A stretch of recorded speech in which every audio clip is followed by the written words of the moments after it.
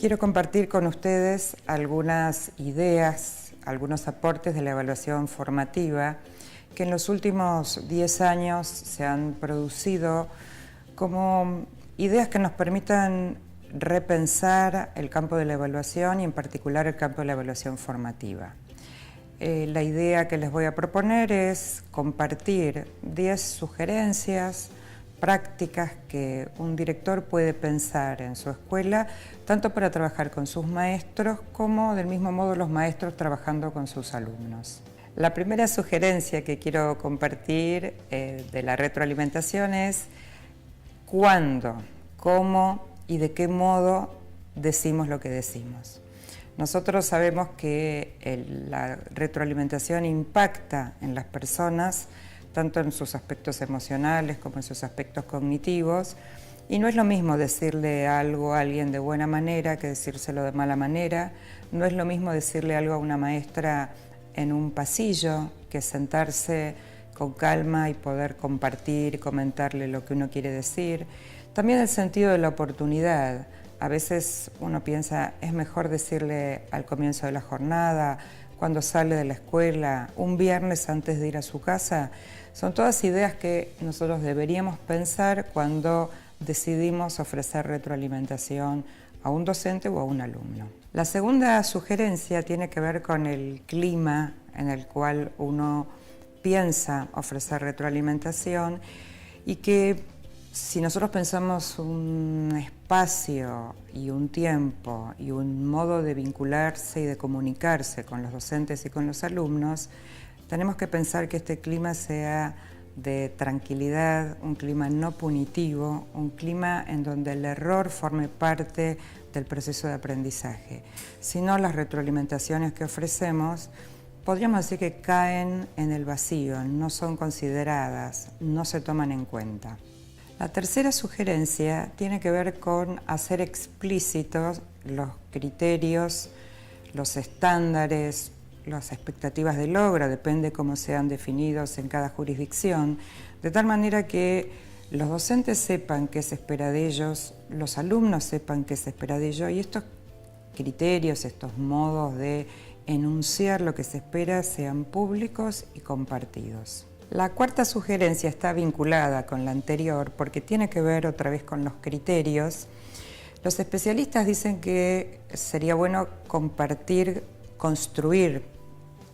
los criterios con los docentes en el caso de su desempeño y en el caso de los alumnos con respecto a sus aprendizajes, porque la verdad es que cuando uno va construyendo los criterios, va aprendiendo de aquello que está discutiendo, pensando, analizando. Por ejemplo, si les proponemos a los alumnos que aprendan qué es redactar o cómo se redacta un buen cuento, si nosotros discutimos con ellos primero qué es un buen cuento y qué no es un buen cuento, y lo hacemos con un ejercicio muy simple como traer muchos libros de cuentos y poner en una pila cuentos que creemos que son buenos y cuentos que creemos que son malos.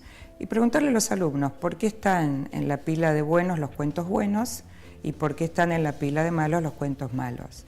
Y los alumnos empiezan a decir porque tiene imágenes, porque es corto, porque es largo, y uno va registrando estas ideas y con eso va construyendo criterios. ¿Cuál es la intención de compartir, construir, de hacer público los criterios?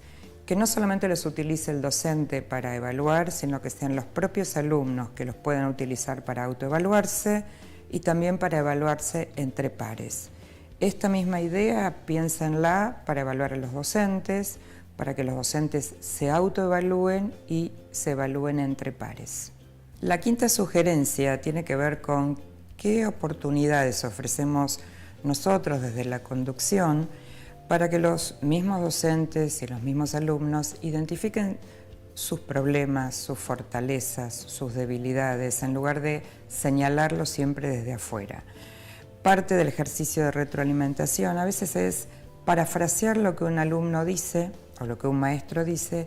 Inmediatamente el alumno dice, no, pero no es eso lo que yo quería decir, por ejemplo. Y entonces no hace falta que uno le diga nada acerca de su debilidad o de su fortaleza, sino es el mismo alumno o es el mismo docente quien lo reconoce. Esto esta manera, digamos, de pensar la retroalimentación, otra vez, y aludiendo a la sugerencia anterior, permite que un alumno se autoevalúe, que un docente se autoevalúe y que el ejercicio de retroalimentación no sea siempre decirle lo que tiene que hacer, sino empoderar a los alumnos y a los docentes para que ellos mismos identifiquen cómo están yendo, cómo les está yendo en la escuela, cómo están ejerciendo su rol como docentes. La sexta sugerencia tiene que ver con la cantidad de información que uno puede ofrecer en una retroalimentación. Nosotros pensamos que deberíamos elegir, focalizar en algunos aspectos, porque nadie puede hacer algo con todo lo que uno le dice. Un ejemplo puede ser, si yo corrijo una producción de un alumno, no puedo señalarle 20 cosas en su producción, porque la pretensión de la retroalimentación sería que el alumno haga algo con lo que yo le estoy sugiriendo, proponiendo. Y si recibe 20, es muy difícil operar con esas 20 sugerencias o propuestas. Entonces, la idea es que nosotros como directivos o como maestros podemos registrar mucha cantidad de información, pero al momento de pensar en la retroalimentación debemos focalizar en aquellos aspectos que sean más relevantes para mi grado, para mi institución, porque tiene que ver con el proyecto que estamos encarando este año, porque tiene que ver con los procesos de mejora que queremos considerar, y entonces eso nos ayuda a priorizar, a jerarquizar, a elegir algunos de estos aspectos y trabajar con esa retroalimentación. La séptima sugerencia, bien puntual, tiene que ver con un modo de ofrecer retroalimentación es ofreciendo ejemplos, mostrando ejemplos, modelando cómo se hace algo. Nosotros tenemos siempre alguna historia de crítica a los modelos conductistas y entonces parece que mostrar o modelar no está bueno porque entonces el alumno o el docente no construye. Y la verdad que esto no es así. A veces es bueno mostrar un buen ejemplo, a veces es bueno modelar cómo se hace algo para después el alumno o el docente lo haga a su propio modo, a su propia manera.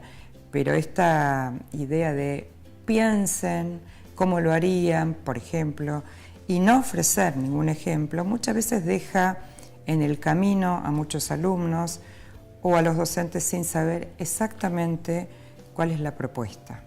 Así que buenos ejemplos es una buena manera de retroalimentar. La octava sugerencia tiene que ver con pensar dos cuestiones muy importantes en la retroalimentación. La primera es valorar aspectos positivos. Todos los alumnos y todos los maestros hacen cosas bien. Entonces, el primer ejercicio que uno debería hacer cuando uno ofrece retroalimentación es identificar aquello que hacen bien, aquellas fortalezas, aquello que muestra lo que el maestro sabe, lo que el alumno sabe, y para poder, obviamente, después avanzar sobre otros aspectos. Pero esta valoración, uno diría, casi sería el comienzo de una buena retroalimentación. La segunda idea es que no siempre necesitamos decir cómo hay que hacer las cosas. Muchas veces una buena retroalimentación es una buena pregunta, que lo deje el otro pensando. Los dos aspectos, la de la pregunta y la de la valoración, van a impactar también, como dijimos antes, sobre el campo de la autoestima, no solo sobre los conocimientos o sobre los aspectos cognitivos de un estudiante o de un maestro, sino sobre su autoestima, y sabemos que quien se siente bien, se siente reconocido, tiene muchas más posibilidades de aprender más y mejor. La novena sugerencia tiene que ver con qué esperamos que el otro haga con lo que le ofrecemos como retroalimentación.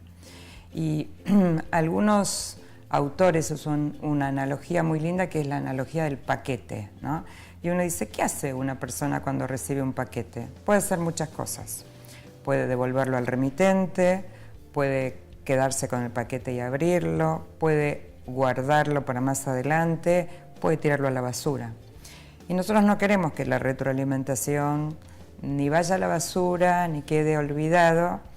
queremos que el alumno y el docente hagan algo con aquello que les proponemos, les preguntamos, les sugerimos. Entonces es muy importante no solamente ofrecer retroalimentación, sino que seamos muy claros en qué queremos que hagan nuestros alumnos o nuestros docentes con esa retroalimentación. Por ejemplo, volver a escribir el trabajo, por ejemplo, pensar otra estrategia para la próxima clase, o sea, ser muy claros en el pedido. La última sugerencia es una bien específica y es un ejemplo de lo que en el campo de la retroalimentación llamamos protocolos, que son una especie de redes de conversaciones organizadas que tienen una estructura, que lo que permiten es en muy poquito tiempo ofrecer retroalimentación.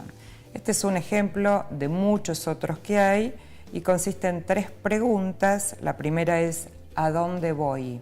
Y tiene que ver con entender lo que dijimos al principio, ¿no? ¿Cuáles son los objetivos? ¿Por qué estoy yendo para allá? No tener claro a dónde voy. La segunda es ¿cómo me está yendo? ¿Cómo estoy yendo?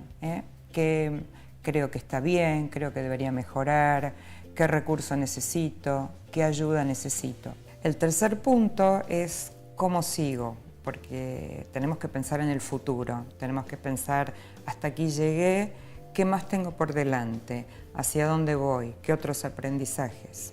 Si nosotros pensamos que este modo de ofrecer retroalimentación es un buen camino porque estamos formando o queremos formar estudiantes autónomos, queremos formar docentes que cada vez sean más profesionales, capaces de tomar buenas decisiones y seguir, como siempre, aprendiendo. En educación no tenemos techo, el cielo, uno podría decir que es casi el horizonte hacia donde deberíamos trabajar cotidianamente, de manera conjunta, maestros, docentes, alumnos, padres y la sociedad en su conjunto.